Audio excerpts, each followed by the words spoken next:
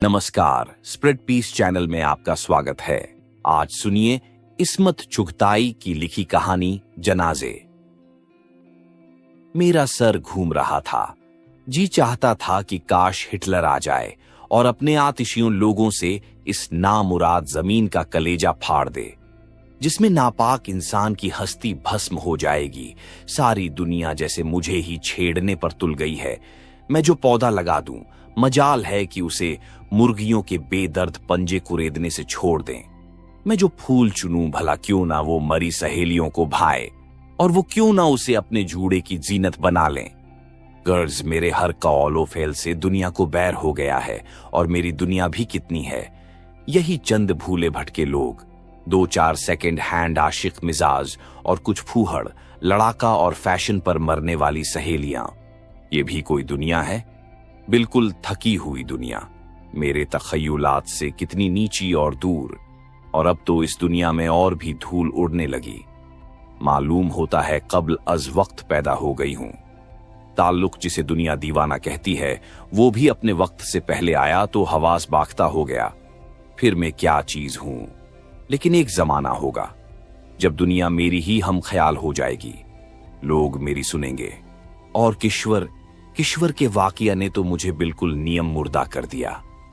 मुझे मालूम हो गया कि मेरी ये चीख पुकार, ये फड़कता हुआ दिल, जिसमें इंसानी हमदर्दी और उखव्वत का समुंदर लहरें मार रहा है, जिसके ख्वाब मुल्क की बेहतरी की नजर हो चुके हैं, जिसके जज्बात मजहब और इंसानियत में गर्क हैं, ये सब कुछ बेकार, बिल्कुल बेकार है। बैलगाड़ी की चूं चूं और मरियल घोड़े की टापों में भी तो इससे ज्यादा असर है। ये भी कोई दुनिया है, ये भी कोई दुनिया है। मैं कुर्सी पर झूम रही थी। किसकी दुनिया? मेरी। राहत अंदर आकर तख्त पर बैठ गई। राहत, आपने चंद मोम की पुतलियों को तो देखा होगा। नन्ही मुन्नी, खेल कूद की शौकीन, जिनका मकसद जिंदगी से खेलना है, गुड़ियों से खेलना, किताबों से खेलना, अम्मा अब्बा से खेलना, और फिर आशिकों की पूरी टीम से कबड्डी खेलना। अभी मेरे बदनसीब भाई के साथ टेनिस खेलकर आ रही थी। तुम्हारी दुनिया, राहत, तुम्हारी दुनिया तो टेनिस के कोर्ट पर है, मैंने तल्खी से कहा। कौन? मेरी। तुम्हारा मतलब है जमीर। तौबा करो, वो तो तुम्हारा भाई है, पर है चुगत। माफ करना। अल्लाह की कसम ऐसे हाथ चलाता है जैसे टेनिस के बजाय फुटबॉल खेल रहा है। और फिर मजा ये है कि अगर जनाब के साथ ना खेलो तो ये कि बस। ये मेरे भाई साहब की शान में मेरे मुंह पर फरमाया जा रहा था। अगर मैं भी शहनशाह अकबर की तरह ताकतवर होती तो इस बेईमान छोकरी को अनारकली की तरह दीवार में जिंदा चिनवा देती। ये पुरफन लड़कियां बेवकूफ लड़कों को खून के आंसू रुलवाती हैं और मौत की हंसी हंसवाती है, और फिर छठ कहीं और किसी की हो रहती है। मुझे अच्छी तरह मालूम था कि जमीर उल्लू है और रहेगा। क्या जनाब की 3rd क्लास पसंद है? वो लड़की जिसमें नाम को अक्ल नहीं, जिसमें ना कौम की तरक्की का जोश, ना कुर्बानी का जज्बा, ना मुल्क का प्यार, जो भी करने के बाद भी ना मर्द की असली फितरत को समझी और ना औरत के जज्बात से वाकिफ। मगर आपको उसकी इतनी दिलदारी क्यों मंजूर है? आप दूसरों से खेलें, देखें कौन आपको रोक सकता है।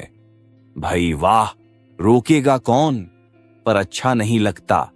मुझे बेचारे पर रहम आता है। दूसरे खूब रहम आता है उसे, जैसे दूसरी कोई नसीब ना होगी। मेरा खून खौल गया। ए लो, मिलेगी क्यों नहीं? ये मैं कब कहती हूं? मिल जाएगी, मिल ही जाएगी। राहत हकलाने लगी। मिल ही जाएगी, उसे कमी नहीं। ये तो वो बेवकूफा है। हां, ये बात है, जभी तो मैं कहती हूं। राहत खुशी से चमकी। जभी तो क्या? मैंने जलकर पूछा। ए भाई, यही कि भाई मुझे नहीं मालूम है कि मुझ में तुम्हारी जैसी अक्ल नहीं, और ना मुझसे बहस की जाए। तुम्हें याद है कि मैं तो कोई बिल्कुल भाई कभी बहस कर ही ना सकी। यही तो बात है कि जमीर। हां, क्या जमीर? मैंने उसकी शिकस्त से खुश होकर कहा। यही, ये मुझे जमीर पर यही कि बस ख्याल आता है कि वो बेचारा।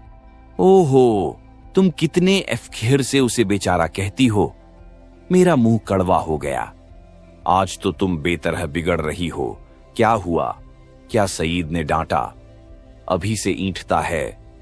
सईद के नाम से मेरे बदन में पतंगे लगने लगते हैं। आप एक और राहत जैसी रूह रखने वाले इंसान हैं। आपने कमाल फरमाया कि एक दफा मुझ पर इनायत की। कमाल। मेरे जवाब से आप अंदाजा लगा सकते हैं कि उनका क्या हाल हुआ होगा। पहले तो जरा मुतज्जिब हुए, फिर खूब मुतज्जिब हुए, और फिर और ज्यादा हुए। बाद में सुना अपनी गलती पर बहुत शर्मिंदा हुए। जमीर से बोले कि मैं उन्हें गलत समझा था। मैं समझता था कि शायद मुझे उन पर तरस आया था। खुदा जाने ये उन्हें मुझ पर तरस खाने का क्या हक था, और कैसा तरस ये मुझ पर आज तक वाज़ेह नहीं हुआ। लीजिए, इतना लंबा किस्सा सईद का ही हो गया। वो तो मैंने कहा ना कि मैं तो बात भी करूं तो उसको भी गड़बड़ा देते हैं ये दुनिया वाले। सईद की हिम्मत, वो है क्या चीज। अगर सईद जरा भी खुश होते तो मुझे ये अल्फाज क्यों इस्तेमाल करने पड़ते। इतना चौड़ा, चकला और ऊंचा इंसान, और तुम कुछ कहती हो। इंसान की बड़ाई चौड़े चकले होने से नहीं होती अक्ल। आखिर अक्लमंद होने की क्या ऐसी मार है, और अक्लमंद मियां में ऐसे क्या लाल जड़े होते हैं। बेकार में रौब गांठता है, और फिर तुम ही कहती हो कि मर्दों की हुकूमत ना सहनी चाहिए। मेरे ख्याल में जमीर भाई ना मियां जरूरत से ज्यादा अक्लमंद होगा, ना हमको दिया जाएगा। तुम में काश जरा सोचने की हिम्मत होती। बहस करने लगती हो, मगर खैर ये इस वक्त मसूद का क्या जिक्र। मैं तो किश्वर को कह रही हूं। कौन किश्वर? रूफी वाली। कौन रूफी? अल्लाह, इतना बनना। तो गोया मैं तुम्हारी किश्वरों और रफियों के रजिस्टर लिए उनकी मसनवी लिखा करती हूं। तुम्हारा मतलब किश्वर से है? वो रूफी किश्वर? जी वही। रोए ना तो गरीब क्या करे। हम औरतें तो रोने के लिए ही पैदा होती हैं। ये चंद आखिरी अल्फाज मैंने खुद से कहे और ठंडा सांस ना रोक सकी। हां, रोने से आंखों में चमक पैदा होती है, सारा गर्द ओ गुबार, और तुम्हारा दिमाग खराब हो जाता है। जाओ राहत, मैं इस वक्त तुम्हारी बदमजाकी सहने के लायक नहीं। जाओ टेनिस खेलो। टेनिस खेलो। जैसे तुम्हारे भैया को आती भी बड़ी टेनिस है। मैं तो कहीं कि चलो भाई हो आए जरा। आप हैं कि? राहत बुरा मान गई। तो तुम समझती हो मैं बड़ी खुश बैठी हूं कि तुम मुझे आकर जलाओ। एक तो तुम बार बार जमीर को बुरा भला कहे जा रही हो। आज वैसे ही परेशान हूं। किश्वर से मिली थी। तुम्हें क्यों याद होगी किश्वर? तुम कोई उसकी मसनवी थोड़ी ही लिख रही हो। हाँ, फिर क्या हुआ? उसकी शादी हो रही है। मैंने उठते हुए तूफान को दबाया। कई दिन से दबा रही थी। अच्छा, कब? राहत को किश्वर के दुख से सुख ना पहुंचेगा तो किसे पहुंचेगा? किश्वर ठहरी मेरी दोस्त, और मैं जमीर की बहन, और जमीर राहत की जबरदस्ती के आशिक। मैंने इरादा कर लिया कि आज मैं हूं, और जमीर सुअर कहीं का। क्या इसी मरगुल्ले से तो नहीं हो रही है?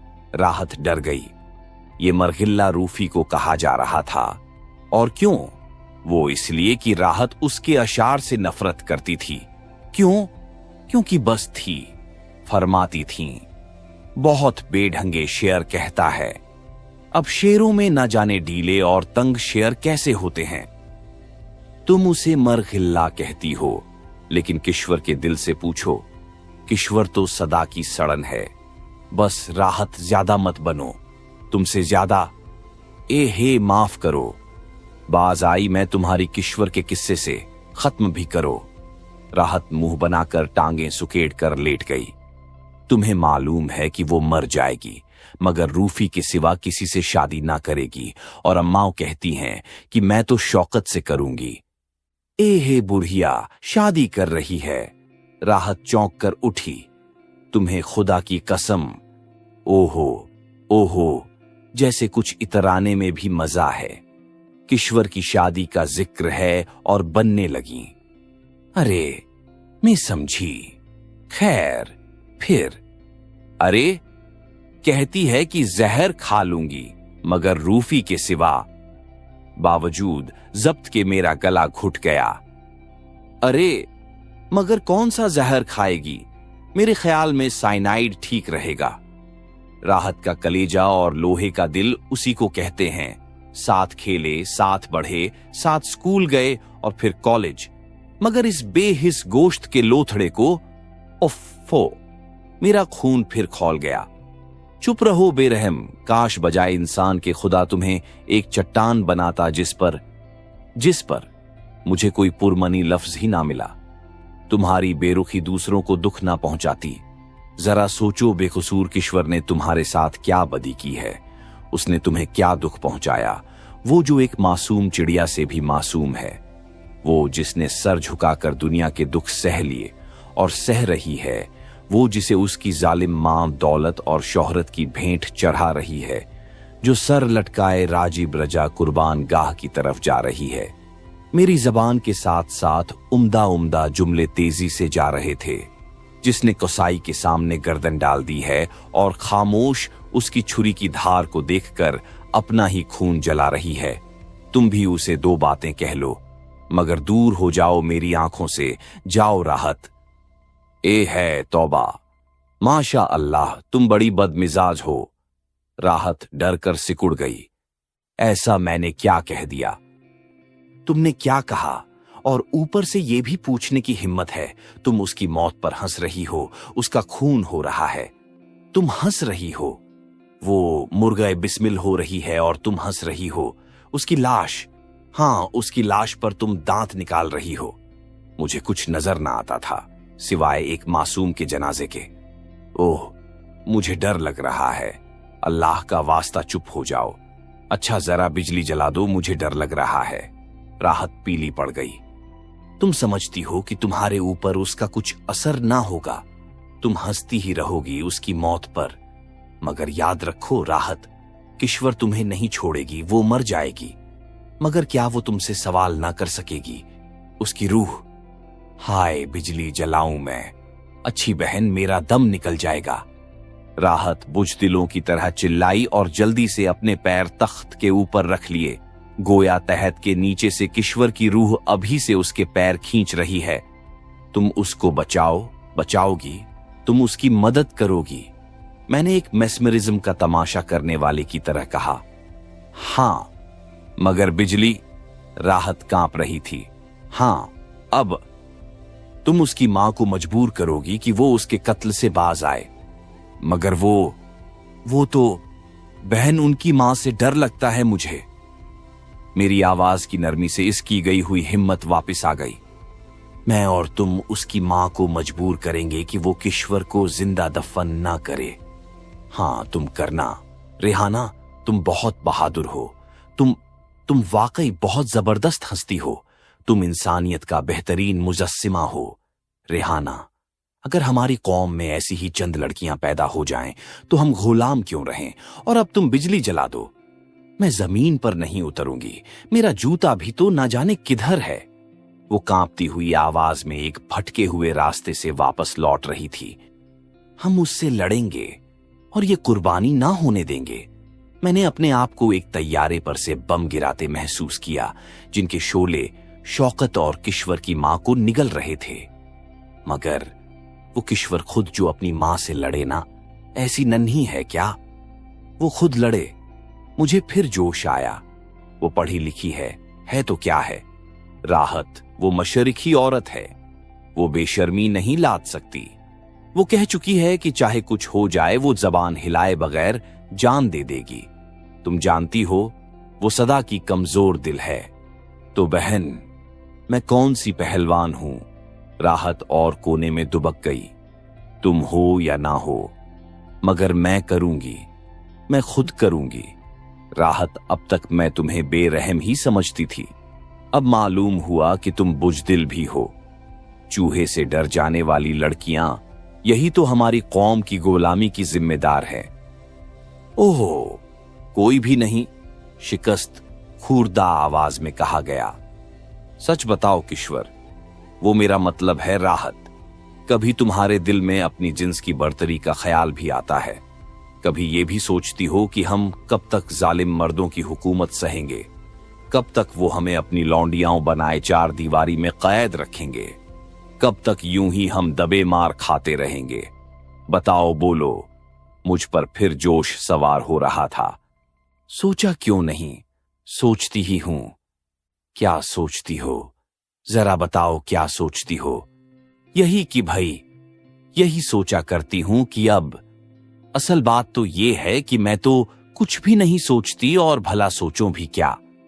यही सोचो, यही कि किस तरह तुम अपनी कौम और मुल्क के लिए कुर्बानी कर सकती हो, किस तरह तुम अपने इल्म से दूसरों को फायदा पहुंचा सकती हो। उठो राहत, अभी वक्त हाथ से नहीं गया। ये तुम्हारा टेनिस भला कौम को क्या बुलंदी पर ले जा सकता है? बुलंदी? राहत ने खामोशी को तोड़ा। रेहाना, मुझे आज यकीन हो गया कि वाकई तुम कुछ हो। मैं तुम्हें झक्की और कजबहस कहा करती थी, मगर आज माफ कर दो, माफ कर दो।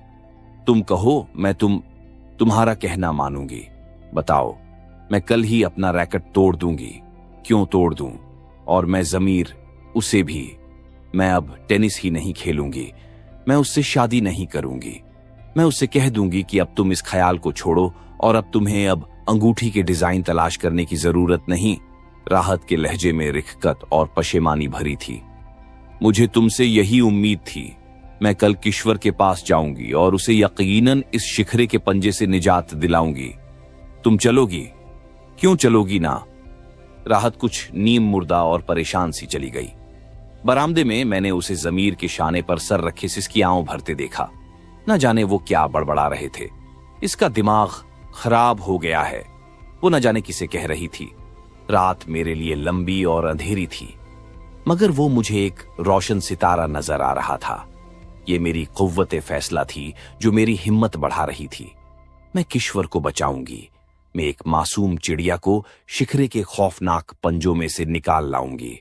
शौकत को अपनी दौलत का घमंड है, अपनी सूरत पर नाज है और तालीम पर अकड़ता है। ये सब कुछ धरा रह जाएगा। सहपहर को राहत और मैं किश्वर के यहां पहुंच गए। ओह! किश्वर को देखकर मेरा दिल मसल कर रह गया। वो मुझे अजीब घबराई और खोई हुई नजरों से देख रही थी। मुझे नजर भर कर ना देख सकती थी। शायद उन आंसुओं को वो बेकार छिपाने की कोशिश कर रही थी जो खून बनकर उसके रुखसारों पर दमक रहे थे। गो उसकी आंखें खुश्क थीं। वो एक शंघरनी रंग की साड़ी पहने आईने के सामने जूड़े में पिने लगा रही थी। उसे इस भड़कीले लिबास में देखकर मैं सहम गई कि सती होने की तैयारियां हो रही हैं, मगर अब मैं आ गई थी। मैंने प्यार से उसकी ठोरी छुई और वो एक मुर्दा सी हंसी में डूब गई। डरती क्यों हो? मैंने उसकी आंखों में आंखें डाली, मगर वो नजर बचा गई और नाखूनों की पालिश की शीशियां निकालकर अपनी साड़ी पर रखकर मौजू रंग छांटने लगी। जो कुछ होना था हो गया। मेरी किस्मत। राहत, ये ठीक है। उसने राहत को एक शीशी दिखाई। कुछ भी नहीं हुआ। तुम जो चाहोगी वही होगा। किसी की मजाल नहीं कि वो तुम्हारी मर्जी के बगैर तुम्हें इस बेपसंद की शादी की आग में झोंके। वो घबरा कर इधर उधर देखने लगी और जल्दी से नाखून रंगना शुरू कर दिए। तुम डरती किससे हो? वो और भी घबराई। मेरी बात सुनो किश्वर। छोड़ो रेहाना इन बातों को। हाँ, ये तो बताओ, वो तुम्हारी किताब? मेरी किताब तो डालो चूल्हे में। और तुम ये बताओ, आखिर तुम्हारी वालदा? जाने भी दो। उसने जल्दी से बात काटी। हाँ राहत, वो तुम्हारे टेनिस का क्या हाल है? उसने मेरे पास सोफे पर बैठते हुए कहा। टेनिस? टेनिस? तुम वो अब खैर बताओ कि शौकत कहाँ है? राहत ने पूछा और किश्वर का रंग तमतमा उठा। हाँ, वो शौकत साहब कहाँ हैं? जरा मुझे उनसे भी दो बातें करनी हैं। बेरहम इंसान, अगर इंसान कहलाने के। हटाओ भी रेहाना, जो मेरी किस्मत में लिखा था। वो डर कर और भी घबराई। मुझे मालूम हो गया है कि किश्वर किससे डरी थी।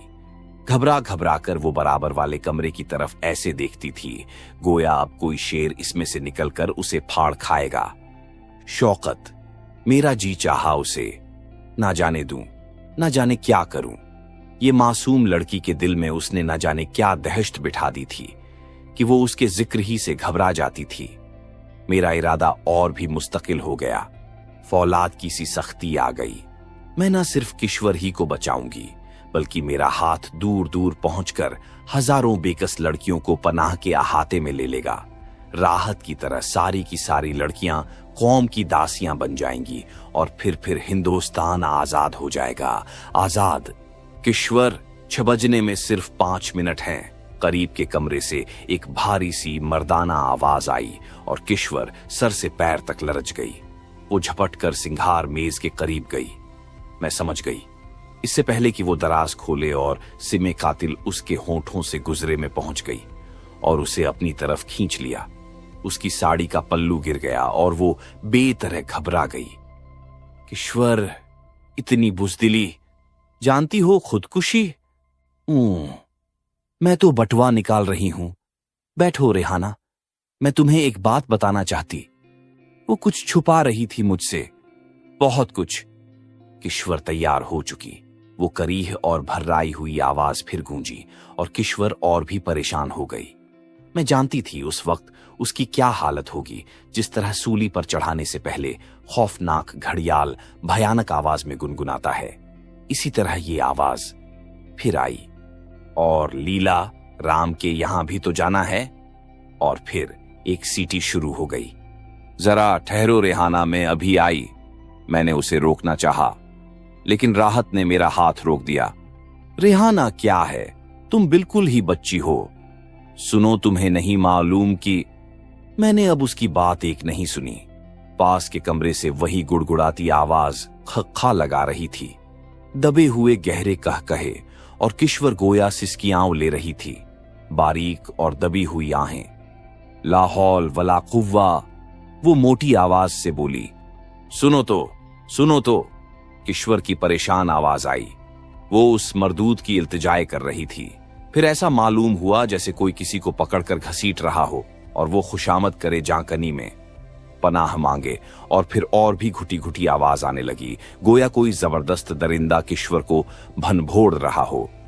मेरी कनपटियां फड़फड़ाने लगीं, नसें खिंच गईं और हाथ अकड़ गए। वो वक्त आन पहुंचा था। मैं एकदम खड़ी हो गई। हैं रेहाना, क्या करती हो? राहत ने मुझे रोका। किश्वर, मेरी किश्वर।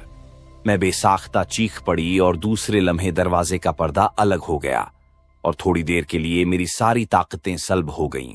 बीचों बीच कमरे में एक अलमारी से जरा हटकर शौकत के भयानक और जालिम बाजुओं में एक मुर्दा चिड़िया की तरह किश्वर निढाल हो रही थी। और वो, ये समझ लीजिए कि कबूतर को आपने कभी बच्चे को दाना भराते देखा है, बस बिल्कुल वैसे ही, बिल्कुल उसी तरह। दूसरे लम्हे शौकत तो सर खुजा खुजा कर पास टंगी हुई तस्वीर में रंगों की आमेजिश देख रहे थे और किश्वर जल्दी जल्दी अपना बटवा खोल और बंद कर रही थी। आंखें झुकी हुई थीं और चेहरा लाल था। ये शौकत हैं रेहाना, शौकत, किश्वर कह रही थी।